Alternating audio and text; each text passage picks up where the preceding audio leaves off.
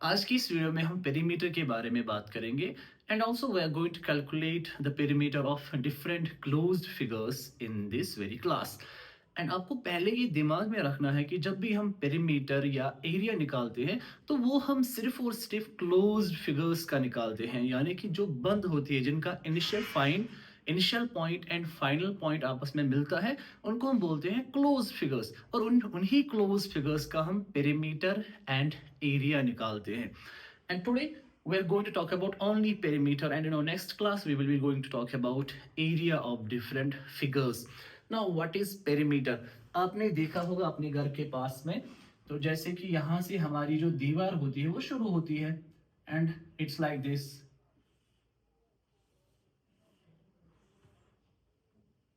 Okay, ये हमारा initial point है जहां से हमारी दीवार स्टार्ट हो गई और ये इस तरह से उसी पॉइंट पर खत्म हो गई। इसको हम बोलेंगे क्लोज फिगर, क्लोज्ड है।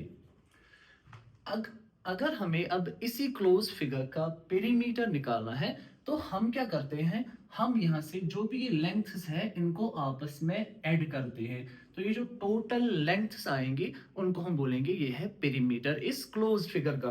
फॉर एग्जांपल ये है A B C D E. ए से बी तक लेंथ है 20 मीटर, बी से सी तक 10 मीटर, सी से डी तक 18 मीटर और डी से ई तक 8 मीटर। तो जो हमारा पेरीमीटर आएगा पी, वो आएगा A B plus B C plus C D plus D E plus E A. तो हम लिखेंगे 20 plus 10 plus 18 plus 8 plus E A, हम लिखेंगे ये भी 10 मीटर प्लस 10। तो ये जो हमारा टोटल आएगा 20 plus 10 is 30, 30 plus 18 is 48, 48 plus 10 is 58, 58 plus 8 is 64। So 64 metre will be our perimeter. तो सिंपली आपको याद रखना है कि आपको जो क्लोज्ड फिगर की लेंथ्स होगी उनको आपस में एड अप करना है, and after adding up all these lengths we are getting perimeter of the given closed figure.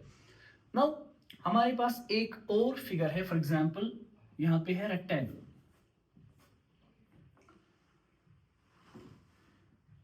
मान लीजिए कि यह है 20 मीटर, यह है 10 metre, and you also know that in a rectangle opposite side जो होते हैं वो क्या होते हैं, इक्वल होते हैं, लेकिन नहीं।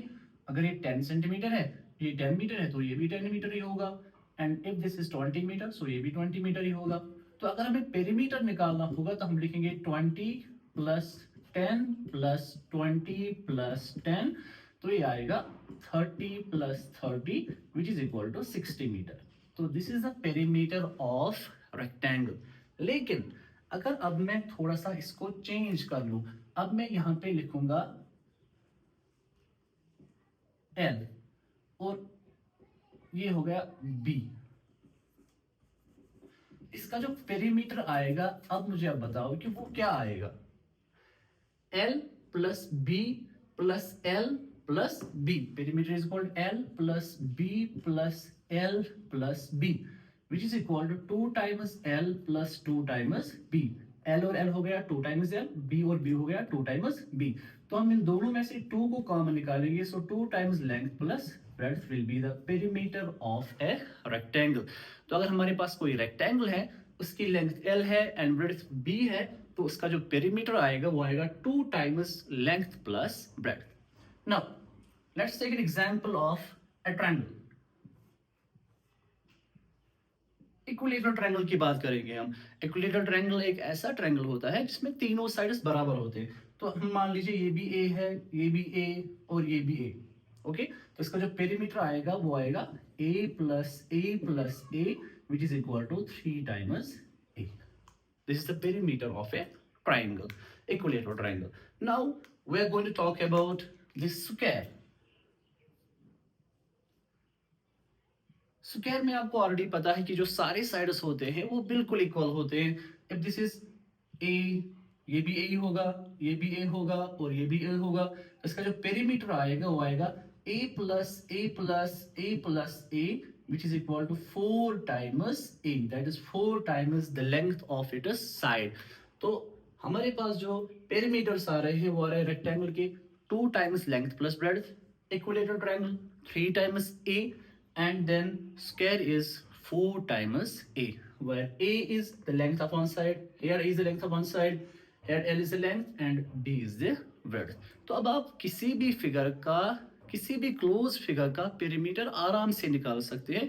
सिंपली करना क्या है कि आपको उनकी लेंथ